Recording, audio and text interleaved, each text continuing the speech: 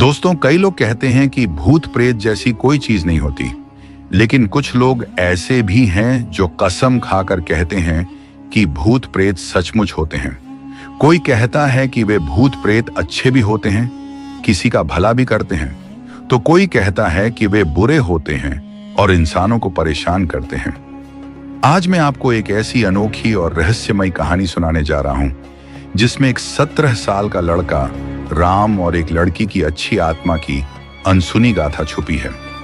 यह कहानी आपको उस रहस्य की ओर ले जाएगी जहां परछाइयां भी बोलती हैं और रात का सन्नाटा कुछ राज छिपाए रहता है।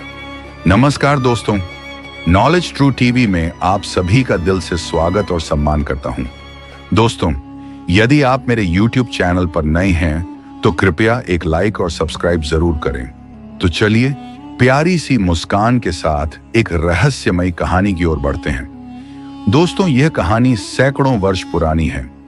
एक गांव के कोने में एक छोटे से मकान में एक बूढ़ी मां और एक लड़का रहते थे। उस लड़के की उम्र 17 बरस की थी और उस लड़के का नाम राम था। कुछ ही दिनों पहले उसके पिता का देहांत हो गया था और उसकी मां का स्वास्थ्य ठीक नहीं रहता था और वह काफी बूढ़ी भी हो चुकी थी। इसलिए घर की सारी जिम्मेदारी अब राम के कंधों पर आ गई थी।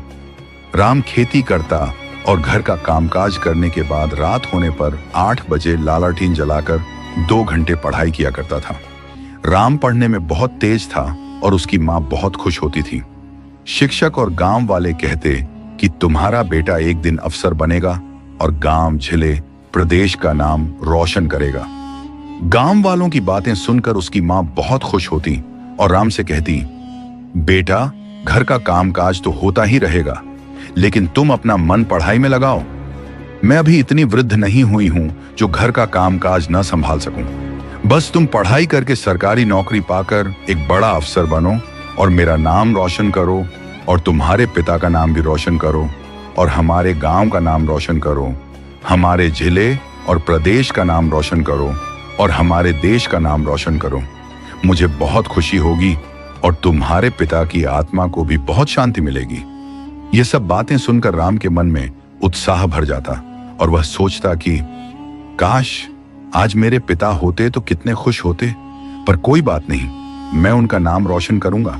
धीरे धीरे समय बीतता गया और 10वीं कक्षा की परीक्षा पास आ गई। राम अब रात को 2 घंटे की बजाय 4 घंटे पढ़ाई करने लगा।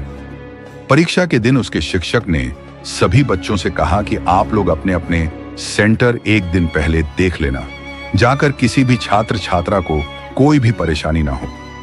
राम जब अपने गांव वापस आया तो उसने अपनी मां से कहा, अम्मा, मेरा सेंटर 10 किलोमीटर दूर दूसरे गांव में गया है। मुझे वहीं 1 महीना रहना पड़ेगा। आप कुछ खाने पीने का इंतजाम कर दीजिए। मां ने कहा, बेटा, मैं तुम्हारे लिए अपने हाथों से कुछ लड्डू और अचार बना देती हूं। यह सब तुम अपने साथ ले जाना। अब तो मां ने बड़ी प्यार से लड्डू बनाए और गेहूं चने की सत्तू भी बनाए। अब तो मां ने लड्डू और गेहूं चने के सत्तू बनाकर तैयार कर दिए। फिर राम ने कहा, ठीक है अम्मा, आपने लड्डू और सत्तू तो बनकर तैयार कर दिए, लेकिन वहां पर मुझे कमरा कहां मिलेगा? तब मां ने कहा, बेटा, जहां पर सेंटर गया है वहीं स्कूल के पास में गांव होगा, उसी गांव में जाकर पता कर लेना, वहीं पर छोटा सा कमरा देख लेना। तब राम ने मां के पैर छूकर अपनी मां का आशीर्वाद लिया और मां ने कहा, बेटा खुश रहो, जीते रहो। उसके बाद राम वहां से चल देता है। सबसे पहले स्कूल में जाता है जहां पर उसका परीक्षा का सेंटर गया था। राम स्कूल में जा पहुंचा और वहीं ऑफिस में जाकर मास्टर से अपना परिचय दिया। तब सब कुछ मास्टर ने राम को बता दिया, किस रूम में परीक्षा देना है। उसके बाद राम इस स्कूल के पास के गांव में जा पहुंचा। रास्ते से पानी मटके में भरकर एक 40 बरस की औरत पानी भरकर निकाल रही थी। उसी रास्ते से राम पूछने लगा, मां जी, क्या इस गांव में कमरा मिलेगा रहने के लिए? तब उसे औरत ने जवाब दिया, बेटा, वहां पर चौपाल है, वहां पर बहुत सारे लोग बैठे रहते हैं। तुम वहां पर जाओ और चौपाल में बैठे लोगों से कहना कि मुझे कमरा चाहिए, वह लोग तुम्हें कमरा दिला देंगे। और उसके बाद राम चौपाल में पहुंच गया। वहां बहुत सारे लोग बैठे हुए थे। राम ने चौपाल में बैठे लोगों से कहा, बड़े सम्मान पूर्वक नमस्ते, दादाजी जवाब में। जितने भी लोग चौपाल में बैठे हुए थे सभी लोगों ने कहा नमस्ते बेटा, नमस्ते, और पूछने लगे कहो बेटा कहाँ के रहने वाले हो और आपको क्या चाहिए।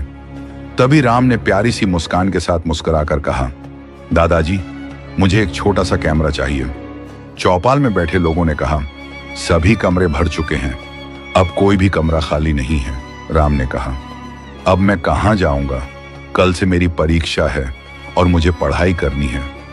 तब चौपाल में बैठे एक बूढ़े आदमी ने कहा एक कमरा है लेकिन उस कमरे में आत्मा रहती है, वहां पर कोई भी टिक नहीं पाया, वहां पर अच्छे अच्छे लोग टिक नहीं पाए।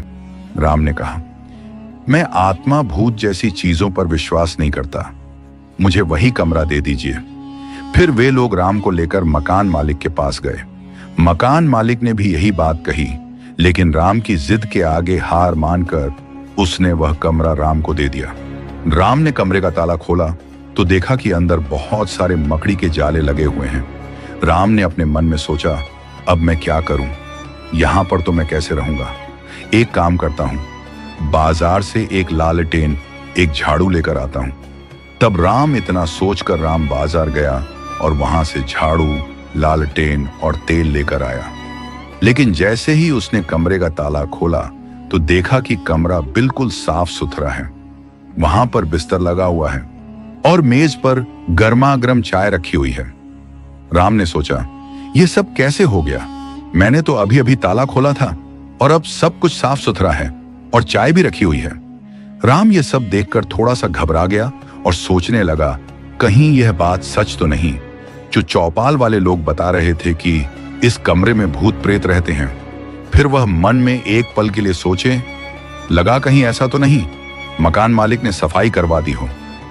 वह तुरंत ही दौड़ा दौड़ा मकान मालिक के पास गया और पूछने लगा काका आपने कमरे की साफ सफाई कराई क्या? मकान मालिक जवाब में बोलने लगा नहीं बेटा, मैं नहीं गया उधर और ना ही मैंने कोई साफ सफाई करवाई, और उसे कमरे की तो एक ही चाबी है, वो भी तुम्हारे पास है, फिर कैसे हो सकता है ये।